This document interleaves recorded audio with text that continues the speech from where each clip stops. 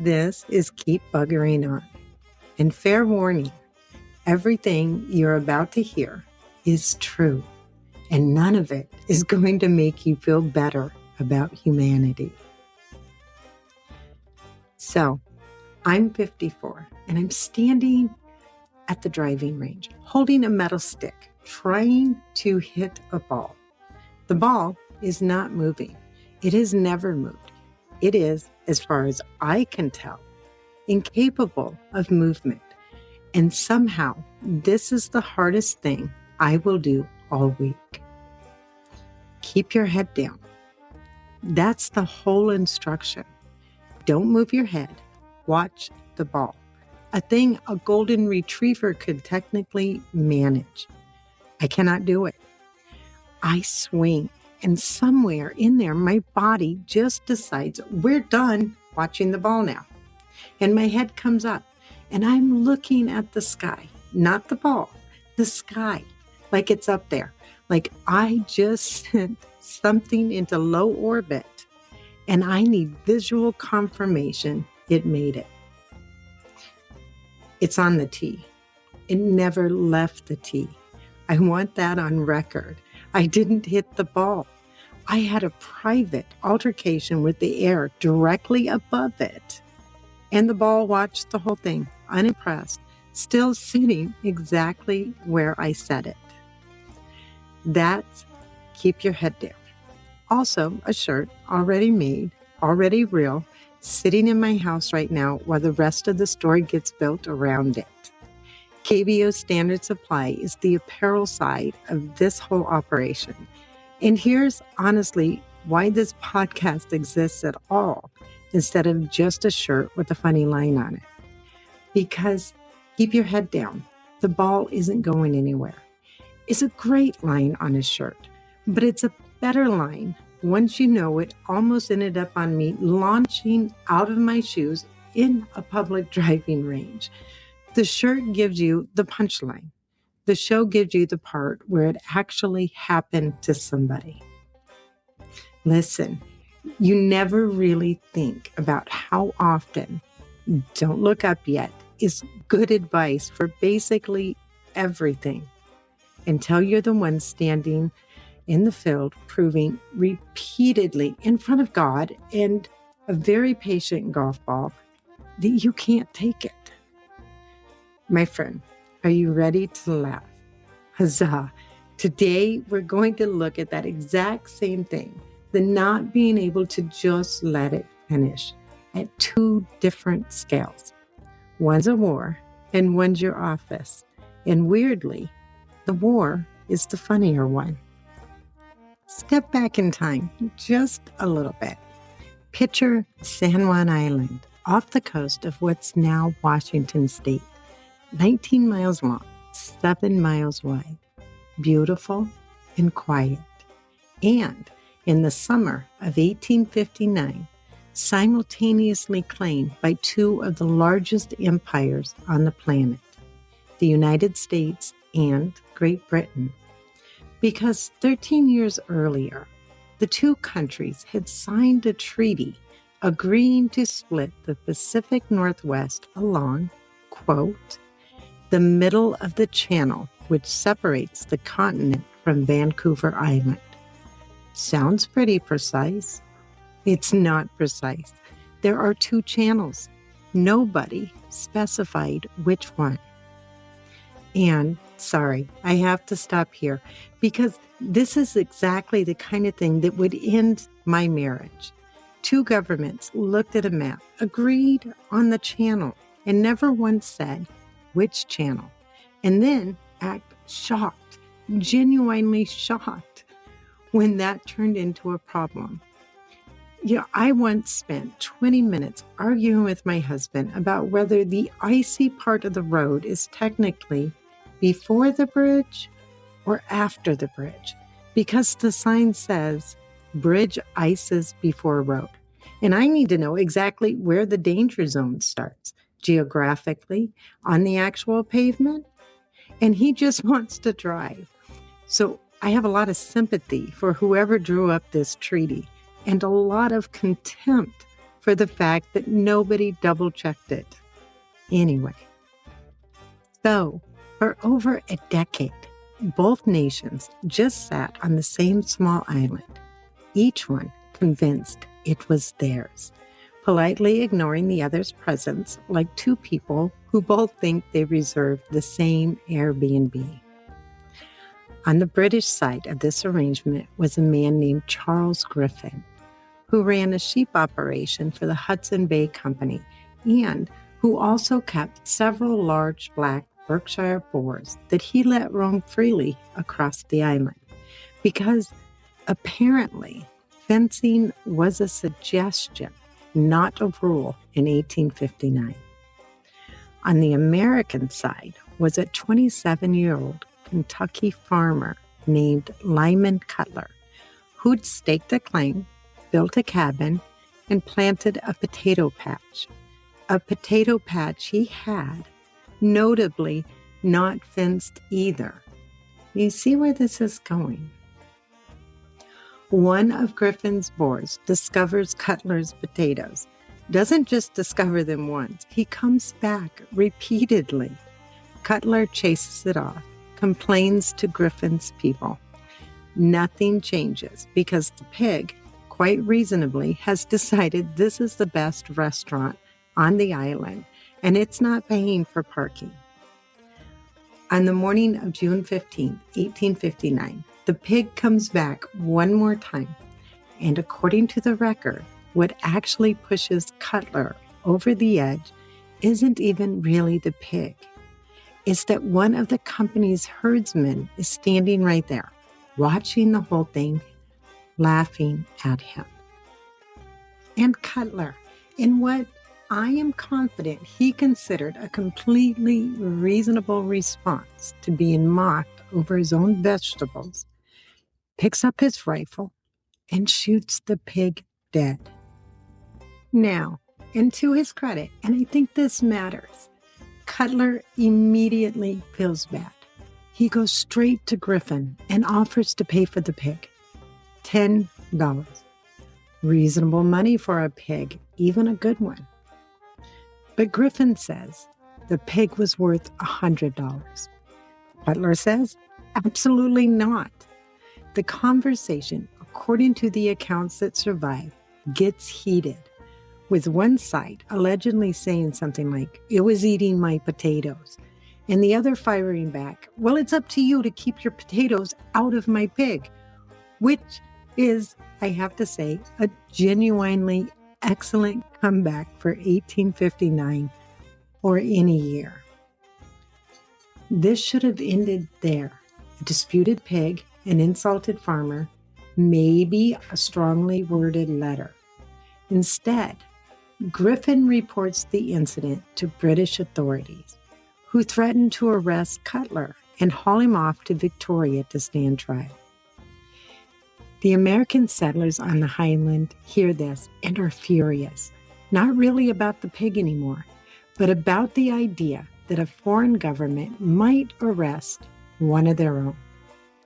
They draft a petition and send it up the chain, and it lands on the desk of Brigadier General William S. Harney, the American commander for the whole region, a man who, and this detail genuinely matters, already despised the British and had been looking for a reason to push back against them.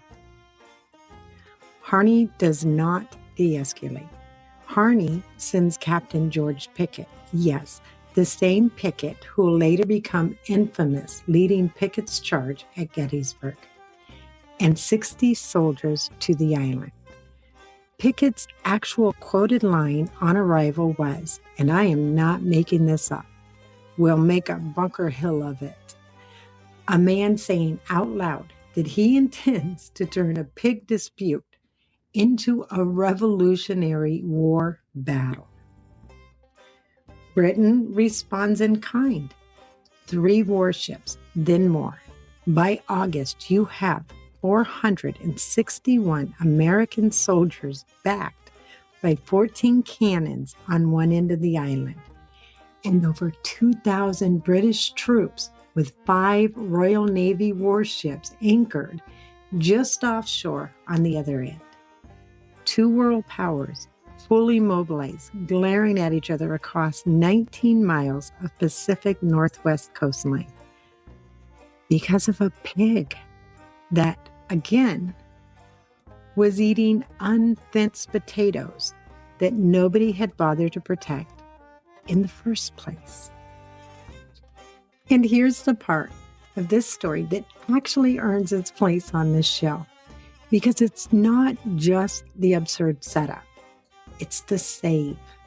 The British naval commander on scene, Rear Admiral Robert Baines, finally arrives to assess the full situation in person. He's got governors and generals on both sides practically begging for permission to engage.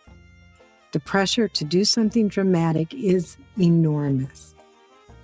And Baines looks at the entire standoff, the cannons, the warships, the troops, all of it stacked up behind one dead pig, and simply refuses to give the order. He will not go to war over a pig. He keeps his head down. He lets everyone else's temperature run hot while his stays level, and he waits for the actual diplomats to do their actual jobs. It took until 1872, 13 years, and eventually a neutral arbitration overseen by the German Kaiser to finally settle which channel the treaty meant. And the island went to the United States. Through the entire standoff, through cannons and warships and 2 empires posturing at each other for over a decade, the total casualty count was exactly 1. The pig. That's the lesson under the joke. And I want to say it plainly because it's easy to laugh past it. The pig is funny. Harney wanting his Bunker Hill moment is funny. But the actual hero of the story, who's the guy in the room who had every excuse, every justification, every bit of institutional pressure pushing him toward escalation. And he declined to be the next domino. Keeping your head down was never about staying quiet forever. It was about being the one person who doesn't flinch into the panic everyone else has already committed to. And the next example, keep your head down, is something that we have all experienced or seen. Some of us have spent decades watching ethics play out in real workplaces. And the pattern that we keep seeing coming back is smaller than a war, but it runs on the exact same engine. Somebody takes something personally that was never actually about them. A decision gets made above their head. Comment lands wrong in a meeting. A process changes and nobody explains why. And instead of pausing to ask, wait, is this actually about me? Or did I just happen to be standing nearby when this went off? People go into defending territory. We get loud, we get cold, and we start building a case the way Griffin built his case for a $100 pig. And once that case is built, backing down feels like losing, even when nobody was actually trying to beat anybody in the first place. Here's the version of this I think almost everyone's lived through, on one side or the other. A new manager comes in and changes the process that's been yours for years. Doesn't ask, doesn't explain, just changes it. And the instinct, completely human, completely understandable, is to read that as a verdict on you. They think I've been doing it wrong. They think I'm replaceable. They don't respect what I built. And from there, you've got 2 paths. One path is Lyman Cutler with his rifle. You escalate immediately. You make it personal. You turn a process change into a referendum on your worth. And now you're the person who blew up a meeting over a workflow update. which never actually needed your blood pressure involved. Now, on the other side, the side of keeping your head down, the other path is the one breath pause. Not silence forever, silence on purpose, for exactly as long as it takes to find out what's actually happening. Maybe, just maybe, the new manager genuinely didn't think it through and would welcome the context you have. Or maybe there's a reason above your pay grade that has nothing to do with your competence at all. You don't know yet. And the entire skill, the actual practicable, useful skill, is tolerating that one beat of not knowing instead of filling it instantly with the worst possible interpretation of yourself. Most workplace blow-ups I've ever watched up close were not disagreements about facts. They were two people simultaneously, privately convinced they were the one under attack. Neither one willing to be Admiral Baines in their own meeting. Neither one willing to just not fire the shot. And like the pig war, the actual stakes were almost always smaller than the response they got. Nobody needed warships. They needed one person to ask a question before reaching for the rifle. So here's where we land. Keep your head down. The ball isn't going anywhere. And neither, usually, is the actual threat you think you're reacting to. Whether it's a 5-iron, a Berkshire boar, or someone just being short with you in a meeting for a reason that has absolutely nothing to do with you. The swing already works if you let it finish. The treaty already exists. The process change probably isn't personal. The ball is sitting right there on the tee, completely unbothered, waiting for you to stop checking the sky and actually look at what's in front of you. I promise you, from someone who has personally searched low orbit for a golf ball that never left its tee, the result does not need you to supervise it mid-swing. It needs you to trust the thing you've already built and finish. That's keep your head down. That's the shirt. That's the show. And hey, the next time you catch yourself checking the sky for an answer that was already sitting right there in front of you, give yourself a little grace. We all do it. Rolling your eyes, taking a breath, saying a prayer. We're all looking up for something we could have just looked down and found. Quick update on the store, since people are asking. The Keep Your Head Down t-shirt is done. Real, made, sitting in my house. The full KBO Standard Supply store isn't open yet. We're building it one episode at a time. So by the time we've told you 10 of these stories, we'll have 10 lines of gear to go with them. Not a big push, just a heads up.